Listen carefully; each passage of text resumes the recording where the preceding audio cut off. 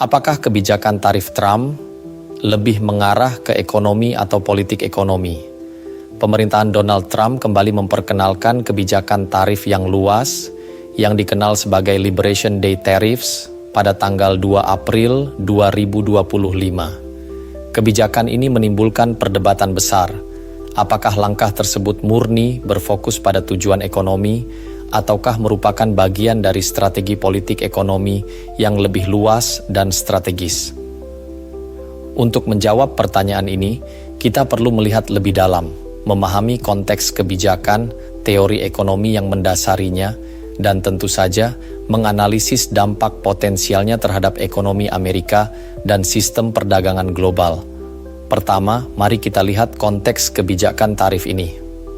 Pada tanggal 2 April 2025, Presiden Trump mengumumkan penerapan tarif baru yang berlaku secara menyeluruh. Kebijakan ini mencakup 3 poin utama. Pertama, tarif sebesar 10% dikenakan terhadap semua barang impor. Kedua, tarif yang lebih tinggi diberlakukan kepada negara-negara yang memiliki defisit perdagangan besar dengan Amerika Serikat, seperti Tiongkok. Dan ketiga, ditekankan konsep reciprocal tariffs atau tarif timbal balik, di mana Amerika akan mengenakan tarif yang setara dengan apa yang dikenakan negara lain terhadap produk Amerika. Trump menyebut langkah ini sebagai bentuk deklarasi kemerdekaan ekonomi, dengan keyakinan bahwa kebijakan ini dapat mengurangi defisit perdagangan dan memacu pertumbuhan produksi dalam negeri. Kedua, kita tinjau dari sisi teori ekonomi yang mendasarinya. Kebijakan tarif ini mewakili pendekatan ekonomi nasionalis yang melihat perdagangan internasional sebagai permainan zero sum, sebuah pandangan bahwa keuntungan satu negara berarti kerugian bagi negara lain. Melalui pendekatan ini, pemerintah berupaya melindungi industri dalam negeri dan menjaga lapangan pekerjaan dengan membatasi impor. Namun, bertentangan dengan itu, teori keunggulan komparatif dalam ekonomi modern menunjukkan bahwa perdagangan bebas dapat memberikan keuntungan bersama dan meningkatkan kesejahteraan global.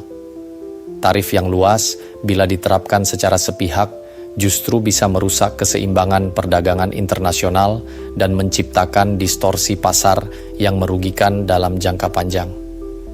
Ketiga, mari kita analisis dari sudut pandang politik ekonomi. Kebijakan tarif Trump tidak bisa dilepaskan dari konteks politik.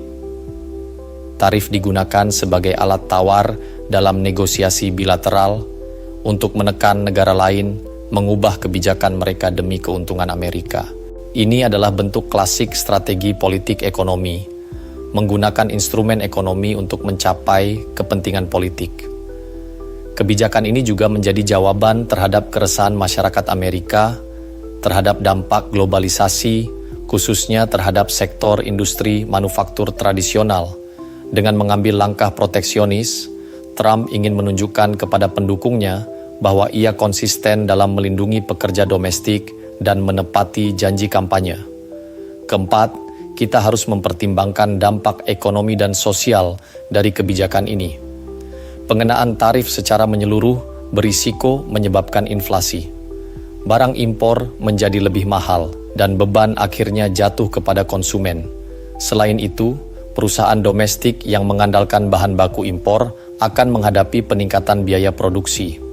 Ini bisa menyebabkan gangguan pada rantai pasok dan penurunan efisiensi.